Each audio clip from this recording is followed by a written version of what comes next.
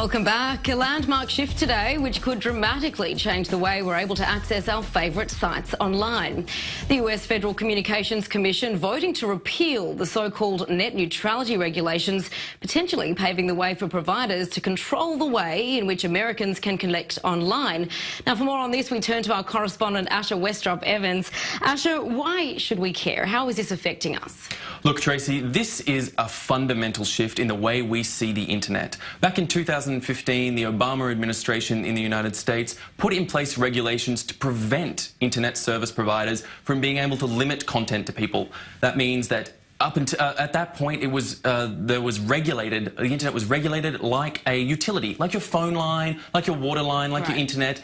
The internet service providers can't decide who gets more, who gets less, and under what basis. This was a universal utility for everyone. Now these laws have changed.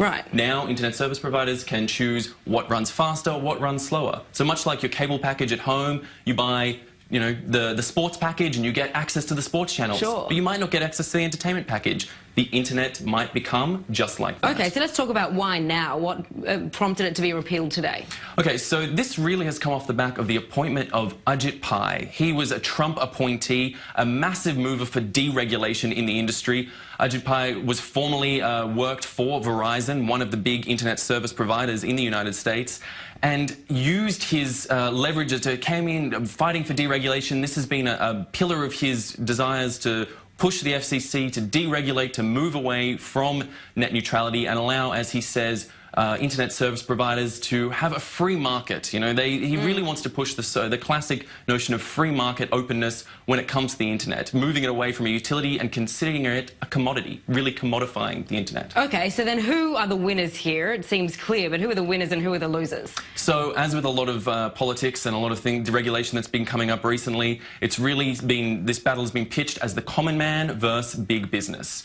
Ajit Pai has sort of said that this is a win for everyone, but many of the people coming out against him and coming out against the FCC's move have said that really this is going to let the common man down. It's going to stop startups who are coming into the world of the internet being able to access internet services, being able to freely and equally access on the same playing field as bigger companies.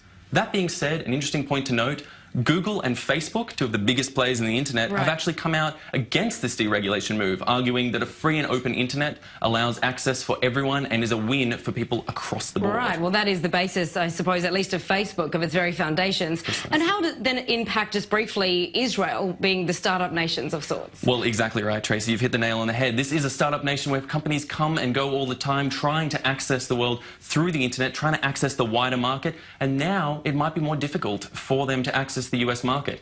A lot of the internet service providers have said they won't abuse this system, but it's now up to them. It's out of government hands and up to these companies, AT&T, Comcast, Verizon, to decide what you get to access in the internet. All right. Okay. Asha Westropp-Evans, thanks so much for that insight. Thank you, Tracy.